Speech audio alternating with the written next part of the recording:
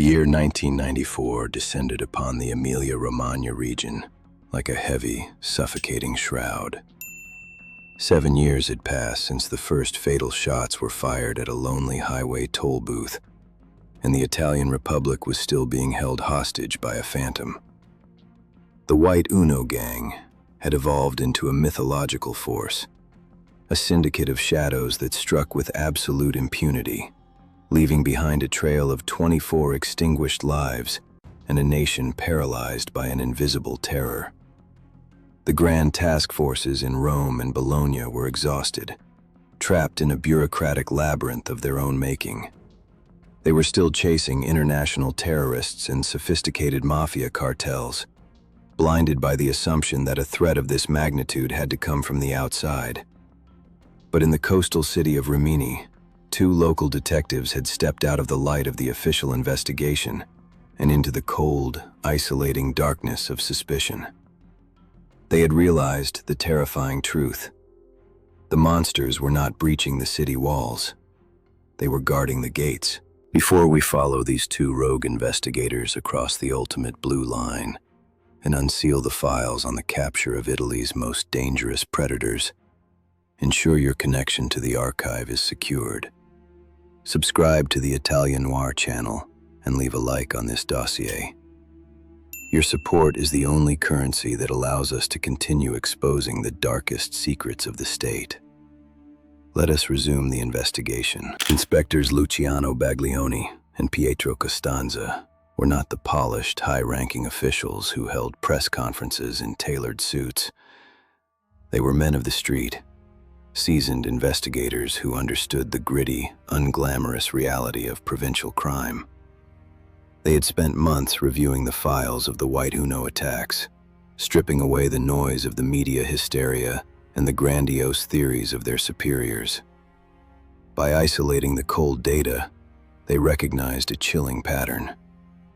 The gang did not operate like a traditional criminal syndicate. They left no informants. They did not launder marked money through known channels, and their tactical maneuvers during the assaults were too flawless, too structured. The assailants possessed an intimate, almost clairvoyant knowledge of police response times, patrol routes, and radio protocols. Baglioni and Costanza dared to entertain the ultimate institutional heresy. The reason the gang could perfectly anticipate the police was because the gang was the police. This realization placed the 2 inspectors in a position of extreme peril. In the rigid hierarchy of the Italian law enforcement apparatus, investigating your own colleagues without official authorization is career suicide. In the context of the White Uno gang, it was potentially a literal death sentence. They knew that if they shared their theory with the wrong superior, or if their internal inquiries triggered a warning through the precinct grapevine, the perpetrators would simply vanish. Or worse, they would turn their military-grade weapons on the detectives themselves. Baglioni and Costanza were forced to become phantoms within their own department.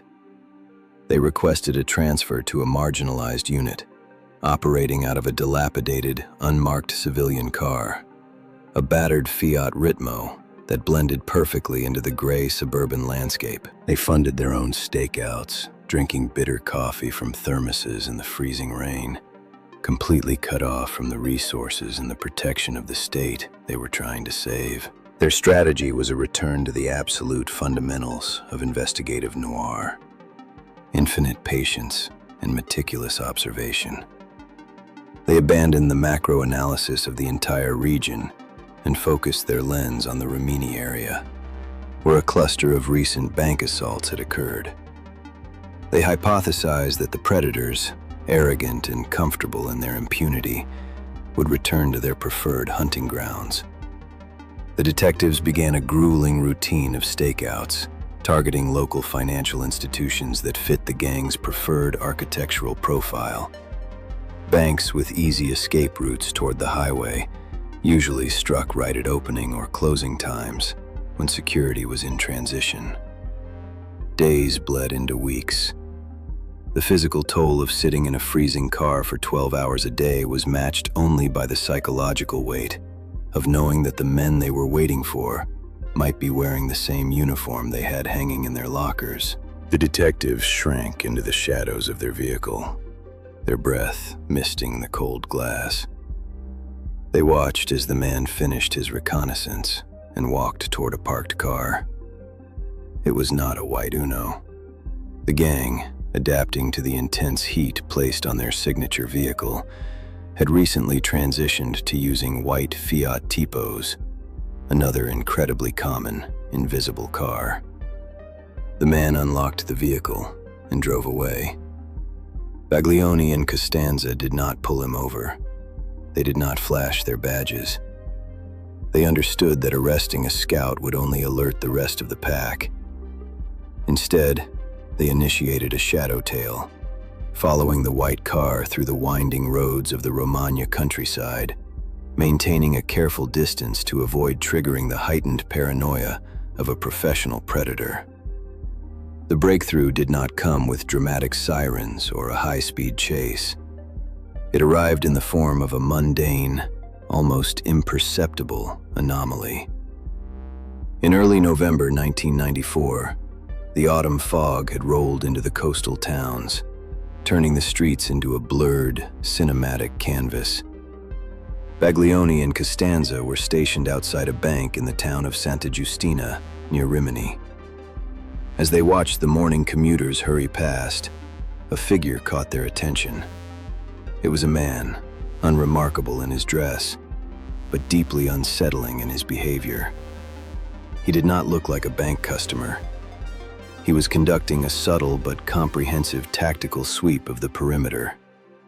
He noted the placement of the security cameras, the flow of the traffic, and the exact positioning of the doors. To an untrained eye, he was just a pedestrian waiting for someone. To Baglioni and Costanza, he was a scout, preparing the terrain for an assault. The detectives shrank into the shadows of their vehicle, their breath misting the cold glass.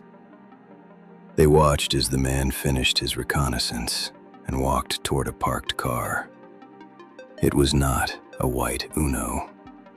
The gang, adapting to the intense heat placed on their signature vehicle, had recently transitioned to using white Fiat Tipos, another incredibly common, invisible car. The man unlocked the vehicle and drove away. Baglioni and Costanza did not pull him over. They did not flash their badges. They understood that arresting a scout would only alert the rest of the pack. Instead, they initiated a shadow tail, following the white car through the winding roads of the Romagna countryside, maintaining a careful distance to avoid triggering the heightened paranoia of a professional predator. The pursuit led them to an address in the town of Toriana. Through painstaking, clandestine background checks, avoiding the official digital databases of the police network to prevent leaving a digital footprint, the inspectors finally put a name to the phantom they had observed. The man's name was Roberto Savi. On paper, he was a completely unremarkable citizen, a truck driver with a passion for firearms, but no significant criminal record. He was not a police officer. For a brief, agonizing moment, the two detectives wondered if their grand theory of institutional betrayal was entirely wrong. But as they dug deeper into the genealogy of the Savi family, the true, horrifying architecture of the White Uno gang was finally revealed, piece by devastating piece. Roberto Savi was not a member of law enforcement, but his bloodline was deeply embedded in the state apparatus. He had two brothers. The first was Roberto Savi, a serving police officer stationed precisely at the Rimini precinct. The second brother was Roberto Savi. Roberto was a highly respected, veteran officer of the Polizia di Stato in Bologna. He was not a patrolman. He was an operator in the central radio dispatch room. He was the man who received the emergency calls, the man who coordinated the roadblocks, and the man who directed the rapid response units. The realization hit Baglioni and Costanza with the force of a physical blow. The puzzle was completely solved, and the picture it formed was more terrifying than any Mafia conspiracy. The reason the gang always knew where the police were was because Roberto Savi was the one sending them there. He was sitting in the nerve center of the Italian law enforcement network, listening to the desperate cries of the victims, and then calmly directing the pursuit teams away from the escape routes his brothers were using. The White Uno gang was a family enterprise, a brotherhood of blood and badges that had turned the state's own defense mechanisms into a weapon of mass execution. The detectives were now holding a radioactive secret. They had identified the most wanted men in Italian history, but the perpetrators were heavily armed, highly trained, and sitting inside police headquarters. An arrest operation of this magnitude could not be improvised. If Roberto Savi realized he was under suspicion, he had the resources, the weapons, and the tactical knowledge to turn a police station into a slaughterhouse, or to simply erase the evidence and vanish across the border. Baglioni and Costanza had to build a case so airtight, so overflowing with undeniable proof, that the corrupt elements within the system could not possibly dismiss it. They intensified their surveillance, mapping the movements of the Savi brothers with obsessive precision. They tracked their schedules, their meetings, and their secret arsenals. They discovered that the gang was not just the three brothers. Other serving police officers were involved in the logistics and the execution of the assaults. The rot had spread deep into the uniform. The two rogue inspectors from Rimini compiled a dossier of absolute condemnation, gathering the threads of a 7-year nightmare into a single, irrefutable narrative of betrayal. As we reach the conclusion of this segment, the board is finally set for the ultimate confrontation. The phantoms have names, they have faces, and they have badges. Luciano Baglioni and Pietro Costanza, two ordinary men who refuse to look away, are preparing to hand over their findings to a select group of trusted magistrates in Rome. The silence of the Emilia-Romagna fog is about to be shattered, not by the gunfire of a robbery, but by the heavy, metallic sound of handcuffs closing on the wrists of the state's own guardians. The white shadow has been cornered, but capturing a monster who wears your own uniform requires a delicate and deadly operation. The final act is imminent. The predators are about to become the prey, and the Italian Republic is about to look into a mirror that will forever change its understanding of trust and terror. The silence that preceded the dawn of November 21st, 1994, was not the usual peaceful quiet of the Italian provinces. It was the pressurized stillness before a detonation. Inspectors Baglioni and Costanza had delivered their dossier to a highly restricted circle of trusted magistrates. The evidence was absolute, undeniable, and utterly devastating. The men who had terrorized Emilia-Romagna for 7 years, leaving 24 bodies in their wake, were not phantoms or international mercenaries. They were serving police officers. The decision was made to execute a coordinated, simultaneous strike.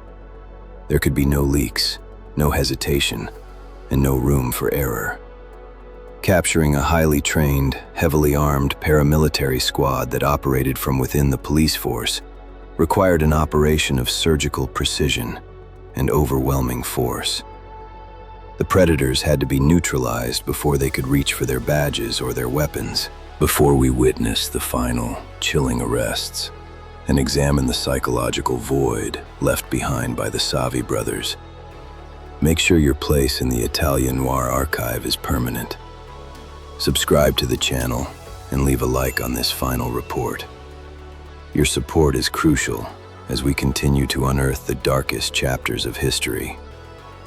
Let us conclude the investigation into the White Uno gang. The arrest of Roberto Savi the tactical mastermind of the gang and the operator in the Bologna Police Dispatch Center, remains one of the most surreal and tense moments in the history of Italian law enforcement. The operation was designed to maximize surprise and minimize the risk of a shootout inside a police precinct. A team of heavily armed, elite officers, men who had likely worked alongside Roberto or received orders from him over the radio, were briefed on the true identity of their target only moments before the strike. They approached the Central Questura in Bologna, not as colleagues, but as a tactical entry team. Roberto Savi was sitting at his desk, surrounded by the radios and monitors he had used for years to misdirect the pursuit of his own crimes. He was, by all accounts, a model employee, punctual, quiet, and deeply respected for his encyclopedic knowledge of police procedures. When the arrest team entered the room, weapons drawn, the atmosphere froze.